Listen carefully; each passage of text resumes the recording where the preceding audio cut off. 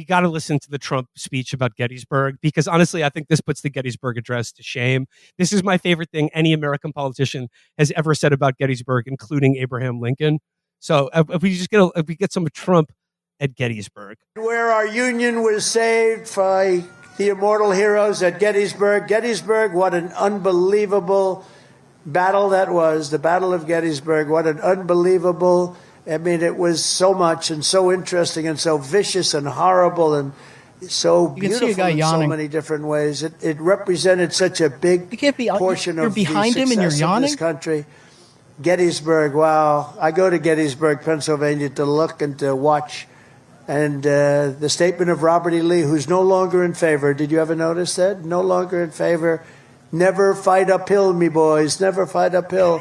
They were fighting uphill. He said, wow, that was a big mistake. He lost his great general. And they were fighting. He lost. Never fight uphill, me boys. But it was too late. I like the generals who don't surrender. Man. I love how he said he's out of favor. He's like it happened in the last few weeks. Like Lost Cause historiography is coming back. Yeah. General Robert E. Lee has fallen out of favor. No longer hot. I was thinking about what proportion of people in that audience have any British ancestry or any ancestors who fought in the Civil War on either side. And I would guess it's like 10%, and the rest is Polish and German. There's just there's so many things about the way he just inadvertently creates just like beautiful poetry almost. The phrase, I go to Gettysburg and I love to look and watch. I go to Gettysburg to look and watch. Oh, I know that feeling. Yeah. It's a great battlefield. We went there. Yeah. Actually went there on 2 different field trips. I went there in 8th grade on a field trip, and then I switched schools. And in 9th grade, we went back on a field trip.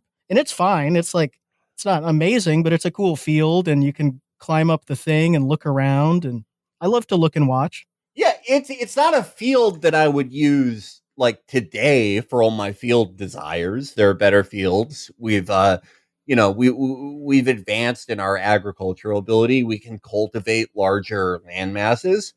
But if you were in 1864 or something, that was probably one of the better fields you could have. And as far as a war field, awesome. It must have been so sick if a battle happened. If you were a farmer and you're like, I'm so sick of this. I'm so sick of this. Year 23 of hay. Just harvesting the hay and putting it in bales. I fucking hate this life.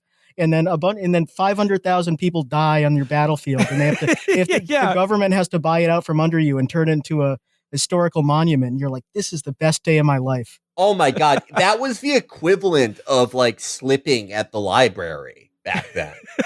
Was just hoping that like a war happened at your farm.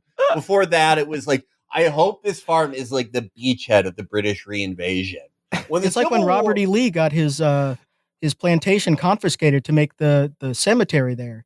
And he was like, yes, I don't have to see black people for any reason. I don't have to see them at all. Yeah. What did Robert E. Lee do immediately after that? He became an academic. He became woke. He fell out of favor immediately. Yeah. The other side, it says Gettysburg is, what do you say? It's so indicative of our great success in this country.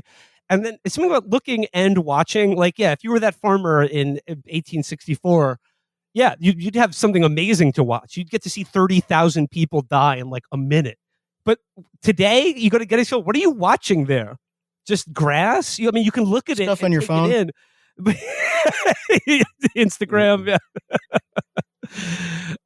But I did want to share. There's this a Newsweek article about this, and the headline is Donald Trump's Gettysburg remarks trashed by Civil War historian. Quote, unhinged. Shut up. What did he say that was wrong? What did he say in that? He said it was a great battle, and he loves to look at it. Yeah. You don't love to look at it? You're a historian. You don't love to look at it? It says here, writing on X, TJ Stiles said the former president's take on the Battle of Gettysburg, which was fought between July 1st and 3rd in 1863, okay, I was off by a year, and killed an estimated 51,000 people, was inarticulate and reductive. I mean, no shit, it was off the cuff. He was just saying, Gettysburg. How about it? What an amazing Inarticulate. event. We're Yeah. expecting presidents to be articulate. Oh my God, you're telling me that Donald Trump didn't give like a 4-hour seminar on the tactics used at Gettysburg? No way. No way. I want my money back.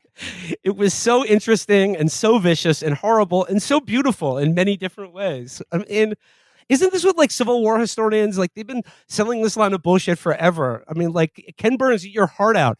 I would like this was 1,000 times more interesting than his fucking Civil War blathering. Yeah, seeing 50,000 people die is vicious, interesting, and in sometimes some ways beautiful. And indicative of our success. Indicative of our great success as a country. Yeah, we had 50,000 people we could just, let go. We're like, see ya. And I guess his comments on Gettysburg, like I said, the Gettysburg Address is now number 2 in the greatest remarks ever said about Gettysburg by an American politician.